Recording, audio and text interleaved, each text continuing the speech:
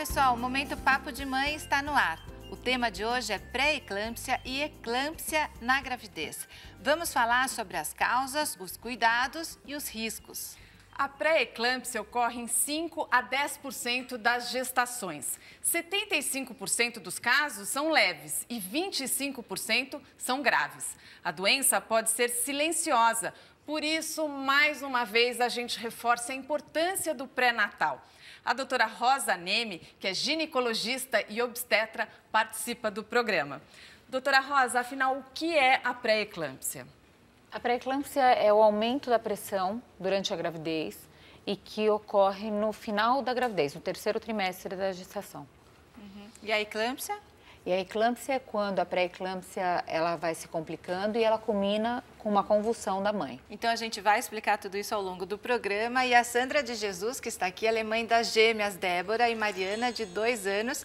E a Sandra teve a pré-eclâmpsia, né? Tive. Como que você descobriu, Sandra? Eu descobri pelo aumento da pressão. Com 34 semanas, minha pressão começou a subir, muito inchaço nas pernas. E eu tive um aumento de peso muito repentino. E você descobriu porque você estava fazendo o Estava pré-natal. fazendo pré-natal. Foi numa consulta do pré-natal que o médico constatou. Ah, que bom, né? Porque por isso a importância de fazer o pré-natal, né, Exato. doutora? Então, o médico acaba diagnosticando isso realmente porque a pressão ela vem subindo ao longo da gestação. E aí a gente tem alguns sinais, por exemplo, a história do inchaço, nós solicitamos alguns exames e que acabam fazendo o diagnóstico mais preciso mesmo. E a sua pressão chegou a quanto? 18/10. Que é uma pressão alta, assim, uma a pressão pressão da alta. gestante tem que ser como? A mínima, que é o 10 que ela chegou, ele tem que ser sempre abaixo de 9. Né? Então, a partir do 9, a gente já começa a pensar numa pressão alta.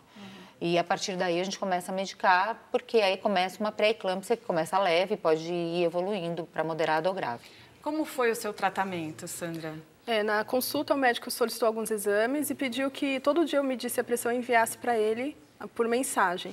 Eu fui numa consulta na segunda-feira, na sexta-feira tinha subido a pressão e ele pediu para que eu fosse para o hospital fazer mais exames porque os outros ainda não tinham ficado prontos, né?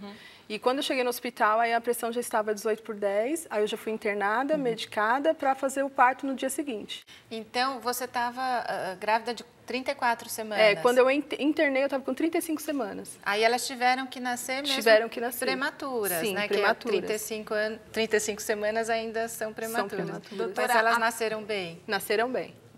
Doutora, a pré-eclâmpsia pode antecipar a hora do parto, como aconteceu com a Sandra? Na grande maioria das vezes, sim. Então, no caso dela, que é uma gestação de gêmeas, é uma causa muito comum de antecipação do parto. Porque a ocorrência da pré-eclâmpsia na gestação gemelar ou trigemelar, gestação múltipla, ela é muito grande.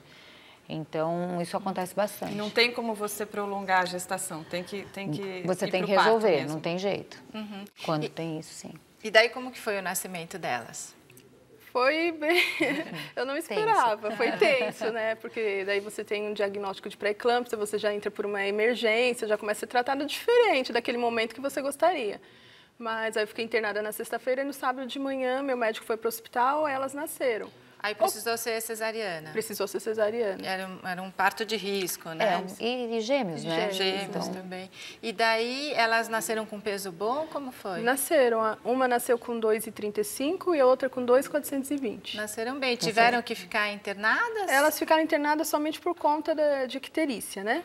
Porque eu tomei uma injeção que toma, né, doutora, Isso, durante a gestação para maturar o pulmão, né? Então elas nasceram respirando sozinhas e correu tudo bem. Que ótimo, que bom. Doutora, né? por quê? Quais são os riscos? Por que precisa ir para o parto?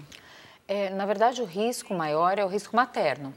Né? Então, se a gente tem uma elevação brusca da pressão, além da convulsão, que é a eclâmpsia, tem um risco de hemorragia cerebral na mãe, tem um risco de morte materna mesmo. Então, é por isso que a gente acaba resolvendo o parto. Esse risco é quando evolui para a eclâmpsia, é isso? Normalmente sim. Então, o risco maior de morte é quando a gente tem eclâmpsia, porque tem a convulsão, aí tem uma hemorragia cerebral e aí a mulher acaba morrendo. Aí tem que ter um socorro de emergência Emergência. mesmo. Por isso que normalmente são partos que são imediatos, eles não podem ser programados. Mas quem tem pré-eclâmpsia não precisa se desesperar, Não, de jeito nenhum. O importante é ter o controle da pressão. Então, por isso que existem várias medicações antihipertensivas que nós podemos administrar durante o pré-natal e que fazem com que a mulher possa fazer o controle da pressão. Tem casos, então, de pré-eclâmpsia que não precisa ir direto para o parto, dá para controlar? Tem casos de pré-eclâmpsia e que vão até o final da gravidez. No caso da Sandra, ela disse que quando descobriu a pré-eclâmpsia, acabou ficando internada, já foi internada. Eu descobri, o médico suspeitou na segunda e na sexta, como subiu muito, aí eu já fui internada. Mas nem todos os casos a gestante precisa ficar internada. Se der para controlar com medicamento, ainda continua tocando a gestação. Exatamente. Então, é feito um controle de exames de sangue. Normalmente, esses exames são feitos semanalmente. E se existe um risco de uma complicação, se a gente começa a perceber que existe um risco, existe uma outra síndrome que se chama síndrome HELP, que é a complicação também da pré-eclâmpsia. Mas isso já é uma descompensação da mãe. Então, ela começa a cair a plaqueta, começa a ter um aumento das enzimas do fígado, e aí a gente tem que resolver também. Pode acontecer da pré-eclâmpsia começar no começo da gestação ou não? Não, normalmente é uma doença de terceiro trimestre, é de final de gestação, a partir de 28 semanas. Doutora, então no próximo bloco a gente vai conversar sobre como fica a doença depois do nascimento do bebê. O Momento Papo de Mãe volta já.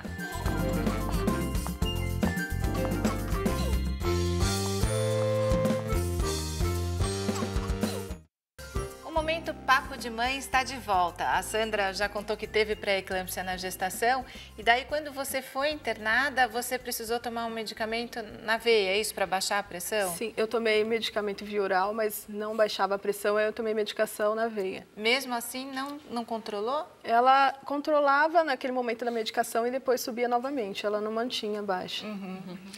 Doutora Rosa, é uma medicação para controlar a pressão só? Isso, é uma medicação de controle de pressão, somente isso. E aí, para as grávidas que funciona, aí elas conseguem seguir com a gestação? Isso. Existem várias medicações, várias classes de medicações para controle da pressão. Então, a gente sempre começa com uma medicação bem leve. A maioria das gestantes a gente consegue controlar com essa medicação e levar a gravidez até o final. Mas, às vezes, a gente tem que associar as medicações. E quem teve na primeira gestação, como a Sandra, tem um risco maior de ter numa segunda gestação? Tem 40% a mais de ter numa segunda gestação. Então, daí já tem que ficar atenta. Não quero mais. Tem que ficar atenta. Então, já tem duas, E hoje, como que você está, Sandra? Como é que está a sua pressão hoje? Não, minha pressão é normal. Eu não tenho nem picos de pressão alta, não tenho pressão baixa, ela é normal. Somente após o parto, que eu fiquei tomando um período ainda remédio para controlar a pressão. E aí depois tudo normal? Vida normal. Antes de engravidar, você tinha algum problema de pressão? Não tinha. E então, normalmente passa mesmo depois da gestação? A principal coisa que mais faz cair a pressão é a retirada da placenta, então é o parto. Né? Então já existe uma queda bem brusca da pressão, mas mesmo assim, ainda nós precisamos sempre manter a medicação durante um tempo, em média um mês, para fazer esse controle, e aí normalmente a pressão cai e depois fica tudo bem. E, doutora, ela disse que não tinha pressão alta antes, né? Então, é uma doença da gestação mesmo. É uma doença da gestação. Mas mulheres que já têm a pressão alta antes, aí precisam ficar ainda mais atentas? Na verdade, existe uma outra doença que é a pré-eclâmpsia, junto com uma hipertensão já pré-existente. Né? Isso tudo é um fator que acaba agravando mais ainda o quadro. Então, ela pode existir isoladamente, ela pode existir combinada com uma hipertensão já que a gestante já poderia ter antes. Né? Que ela já vem tomando a medicação já antes de ter a pré-eclâmpsia. Doutora Rosa, para acalmar as grávidas que nos acompanham, né? No final da gestação, elas têm que ficar medindo a pressão toda hora ou não é preciso? Não é preciso, né? Então, é fazer o controle de pré-natal mesmo, até porque no final da gestação elas tendem a passar com mais frequência no médico. Prestar atenção com relação à história do inchaço, porque o inchaço acaba sendo um sinal que a grávida pode ter antes de chegar ao médico. E se tiver muito inchaço, aí, de repente, medir a pressão mesmo no posto de saúde, para poder dar uma olhada se tem algum aumento da pressão. E se tiver, comunicar ao médico. A Sandra contou que teve esse inchaço, foi de uma hora para outra que você inchou e ganhou peso? É isso? O peso foi bem no final. Assim, eu acho que em um mês eu tive um aumento de peso de 6 quilos. Ah, é bastante, É bastante coisa.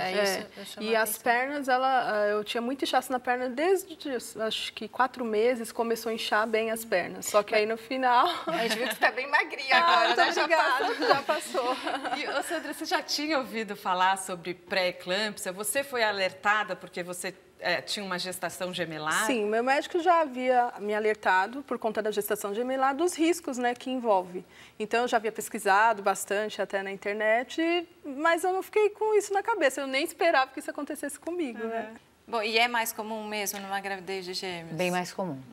Então, gestações múltiplas, elas sempre têm um aumento de risco, não só de pressão alta, de pré-eclâmpsia, mas diabetes gestacional e outras coisas. Bom, mas a gente vê que controlando aí até evita a própria eclâmpsia, né? Você passou bem no Passei, parto. foi tudo bem tranquilo. E, doutora Rosa, eu tenho agora uma pergunta sobre amamentação da telespectadora Gabriela Santos, de São Paulo. Ela diz o seguinte, ó, eu acompanho o programa e gostaria de saber sobre a hiperlactação. Não durmo direito e nem saio com medo de nova mastite devido à produção de leite.